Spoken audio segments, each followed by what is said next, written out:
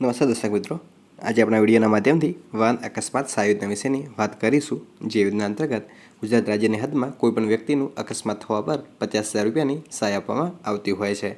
તો મિત્રો, આપણે આ વિડીયોના માધ્યમથી જાણીશું આ યોજનાનો લાભ કોને મળી શકે, આ યોજનાનો લાભ કેવી રીતે મેળવવો અને આ યોજનાની વધુ માહિતી માટે તમે કોનો સંપર્ક કરી શકો છો। તો મિત્રો, આ વિડીયોમાં અંત સુધી બન્યા રહેશો। અને મિત્રો, વિડીયો શરૂ કરતાં પહેલાં તમને એક વિનમ્ર નિવેદન છે, જો તમને અમારું કામ ગમતું હોય, હજુ સુધી જો તમે અમારી ચેનલ સબસ્ક્રાઈબ ન કરી હોય તો અમારી ચેનલ સબસ્ક્રાઈબ કરી દેશો, જેથી ભવિષ્યમાં આવનારા વિડીયોની અપડેટ તમને મળતી રહેશે। અને મિત્રો, વિડીયો બનાવવામાં બહુ મહેનત લાગતી હોય છે, તો પ્લીઝ અમારી ચેનલ સબસ્ક્રાઈબ કરી દેજો, જેથી અમારો જુસ્સો પણ વિડીયો બનાવવાનો જળવાઈ રહે અને અમે તમારા માટે નવી ને નવી માહિતી લઈને આવતા રહીએ। તો ચલો મિત્રો, તમારો વધુ કિંમતી સમય ન બગાડતા વિડીયોની શરૂઆત કરીએ। મિત્રો, તમે સૌ જાણો છો કે આજે દેશ અને દુનિયામાં વાહનોની સંખ્યામાં સતત વધારો થતો જોવા મળી રહ્યો છે અને જેમ જેમ વાહનોની સંખ્યામાં વધારો થાય છે તેમ તેમ અકસ્માતના પ્રમાણમાં પણ વધારો થતો જોવા મળ્યો છે। નિષ્ણાત ડૉક્ટરોના મત અનુસાર જો અકસ્માત થયાના 1 કલાકની અંદર ઇજાગ્રસ્તને સારવાર મળી રહે તો તેમનું ઇજાગ્રસ્તને બચાવવાના ચાન્સ વધી જતા હોય છે। અકસ્માત પછીનો 1 કલાક ગોલ્ડન અવર કહેવામાં આવે છે અને જો એ સમય દરમિયાન ઈજા પામનારને સારવાર મળી રહે તો મૃત્યુનું પ્રમાણ ટાળી શકાય છે, જેને ધ્યાનમાં રાખીને ગુજરાત સરકાર દ્વારા વાહન અકસ્માત સહાય યોજના અમલમાં મૂકેલી છે।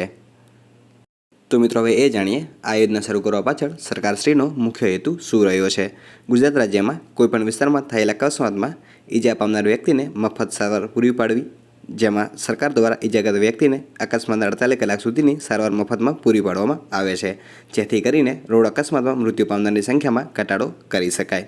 તો મિત્રો, એ જાણીએ આ યોજનાનો લાભ કોને કોને મળી શકે છે અને લાભ મેળવવા માટેની પાત્રતા શું છે।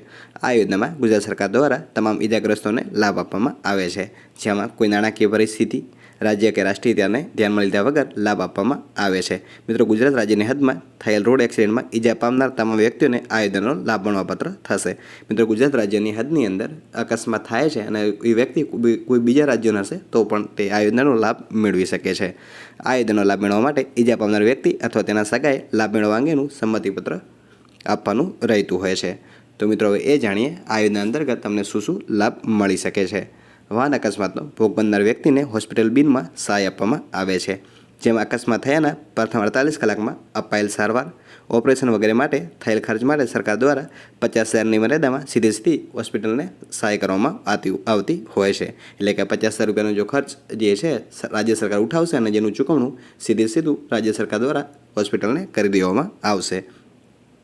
આ યોજનામાં ઈજાગ્રસ્ત જે હોસ્પિટલમાં દાખલ થાય છે તે હોસ્પિટલમાં ઉપસ્થિત તમામ સારવાર મેળવી શકે છે, તેમજ જો અમુક સારવાર જેવી કે સીટી સ્કેન, ડાયગ્નોસ્ટિક સારવાર માટે પણ સહાય આપવામાં આવે છે। તે હોસ્પિટલમાં ઉપલબ્ધ ન હોય તો નજીકની અન્ય હોસ્પિટલમાં ઉપલબ્ધ હોય તો ત્યાંથી ઈજાગ્રસ્ત આ સારવાર મેળવી શકે છે, જેનું ચૂકવણું દાખલ થયેલ હોસ્પિટલને ચૂકવવાનું રહેતું હોય છે। ગુજરાત સરકાર દ્વારા નિયત દરોમાં તેનું ચૂકવણું કરવામાં આવતું હોય છે। મિત્રો, જેમ કે તમે કોઈ હોસ્પિટલમાં એડમિટ થાઓ છો અને ત્યાં સીટી સ્કેન કે એવી કોઈ સુવિધા ઉપલબ્ધ છે નહીં, તો તમે તમારી નજીકની કોઈ હોસ્પિટલ છે ત્યાંથી આ સારવાર મેળવી શકો છો। તેનું તમારે કોઈ જ પણ પ્રકારનું ચૂકવણું કરવાનું રહેતું નથી, ચૂકવણું હોસ્પિટલ કરી દેશે અને હોસ્પિટલને સરકારશ્રી દ્વારા ચૂકવણું કરી દેવામાં આવશે। આ યોજનામાં ઈજાગ્રસ્તને રોકડમાં કોઈ સહાય ચૂકવવામાં આવતી નથી, પરંતુ સરકાર દ્વારા થયેલ ખર્ચનું ચૂકવણું સીધું હોસ્પિટલમાં કરવામાં આવતું હોય છે। ઈજાગ્રસ્તને આ યોજનાનો લાભ મેળવવા માટેની પ્રક્રિયા કરવા માટે કોઈ નાણાં ચૂકવવાના રહેતા નથી। મિત્રો, આ યોજનાની વધુ માહિતી માટે તમે જિલ્લા કક્ષાએ જિલ્લા આરોગ્ય અધિકારી શ્રીની કચેરીનો સંપર્ક કરી શકો છો।